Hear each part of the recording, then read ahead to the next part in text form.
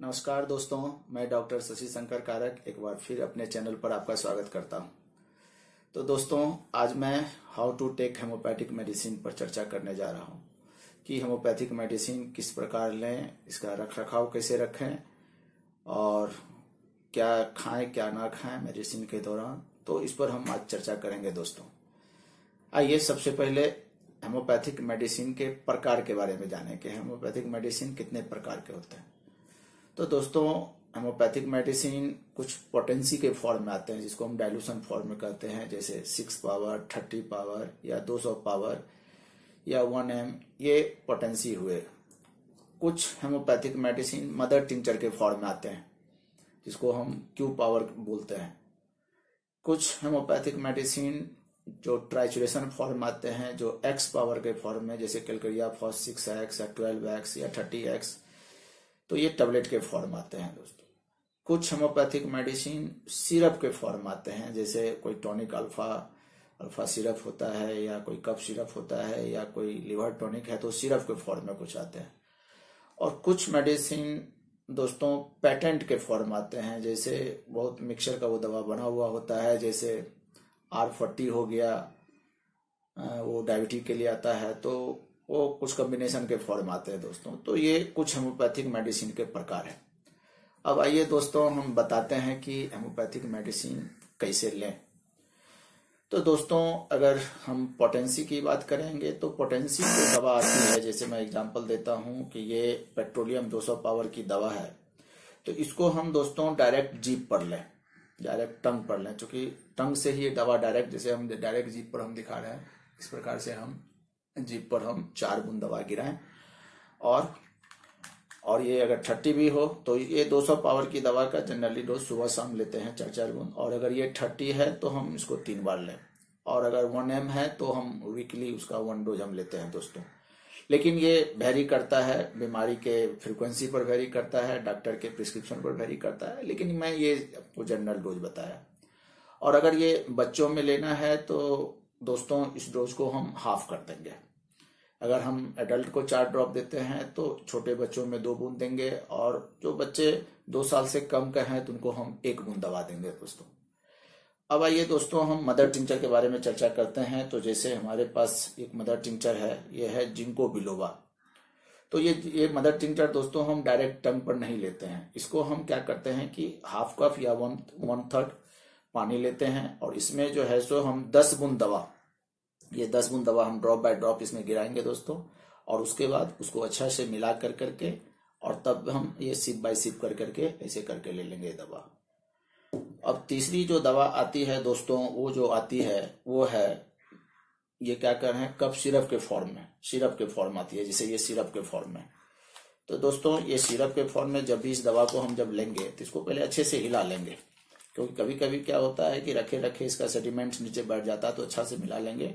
और ये 10 ml दवा एडल्ट का डोज है, इसको लगा करके ये भी पानी में हम लेंगे, गुनगुना पानी ले तो ज्यादा बेहतर है, गुनगुना पानी में मिला कर करके इसको भाई सिप बाय सिप हम ले लेंगे दवा। अब एक दवा जो है वो आ गई ट्राइचुरेशन फॉर्म में, जो ये टैबलेट के फॉर्म में है दोस्तों। ये जो जैसे कैलकेरिया फॉस ये दवा है, ये टैबलेट के फॉर्म आती है, जैसे ये कैलकेरिया फॉस 6x है, तो इसकी 4 टैबलेट दवा 3 बार, ऐसे 4 टैबलेट हम लेंगे। और इसको जो है सो सुसुम पानी में या डायरेक्ट हम चूस भी सकते हैं दोस्त, और या सुसुम पानी मिले तो ज्यादा बेहतर है, काफी अच्छा काम करता है ये दवा। तो ये टैबलेट के फॉर्म आता है, 4 टैबलेट लेंगे, और छोटे बच्चे में है तो इसको हम हाफ कर देंगे। अब कुछ दवा पेटेंट के फॉर्म आती है। पेटेंट के फॉर्म में जैसे हम आपको दिखा रहे हैं, ये एक दवा है, ये एक्जिम क्योर, ये पेटेंट दवा है दोस्तों।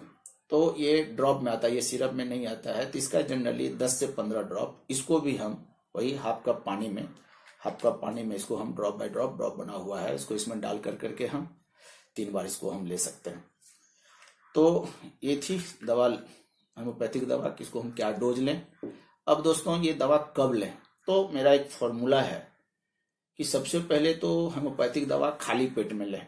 खाली पेट में जैसे सुबह लें, सुबह खाली पेट में लें। और दिन में अगर कोई 3 बार का डोज है तो खाने के पहले दवा जो है पेट खाली रहता है दोस्तों। शाम के वक्त पेट खाली रहता है, अगर हम भोजन नहीं कर रहे हैं तो 4 घंटा में सारा पेट खाली हो जाता है। लेकिन एक मैं टिपिकल फॉर्मूला देता हूं, वो 1 घंटे का फॉर्मूला दोस्तों हमेशा याद रखें कि जब भी होम्योपैथिक दवा लें तो आधे घंटे पहले कुछ ना खाएं और आधा घंटा बाद भी नहीं खाएं, मतलब ये पूरे 1 घंटे का गैप आप रखें, तो ये दवा काफी कारगर साबित होती है।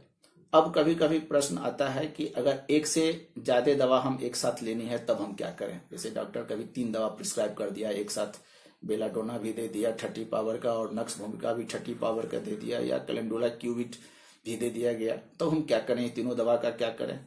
तो 2 दवा के बीच में मिनिमम कम से कम 5 मिनट का समय अवश्य रखें दोस्तों। अगर 10 मिनट रखते हैं तो बेहतर है, लेकिन अगर आपके पास समय का अभाव है तो कम से कम 5 मिनट 2 दवा के बीच में गैप रखें, तो ये काफी बेहतर होगा।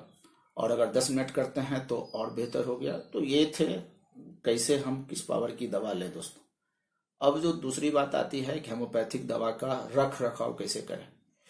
तो जो भी होम्योपैथिक मेडिसिन है दोस्तों, उसको नॉर्मल टेम्परेचर पर हम रखें, ना तो बहुत हॉट टेम्परेचर पर रखें। हॉट टेम्परेचर मतलब डायरेक्ट एक्सपोजर टू सनलाइट में ना रखें। दूसरा, जैसे किचन में ना रखें, क्योंकि किचन का टेम्परेचर ऐसे ही ज्यादा रहता है, या ना फ्रिज में रखें दवा को, वहां का टेम्परेचर कम रहता है।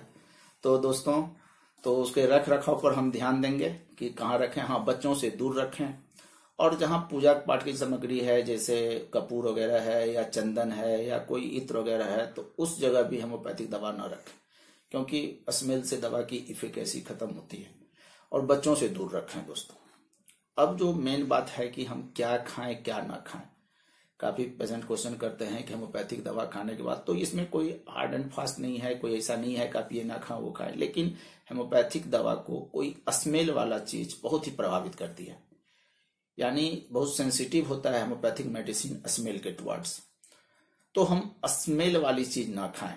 जैसे कच्चा प्याज है तो उसका गंध काफी देर तक रह जाता है दोस्तों, या जैसे अदरक है, या जैसे लहसुन है, या कोई लौंग है, इलायची है, तो ये सब जो है सो 1 घंटा तक आप ना लें, क्योंकि उसका गंध काफी ये होता है।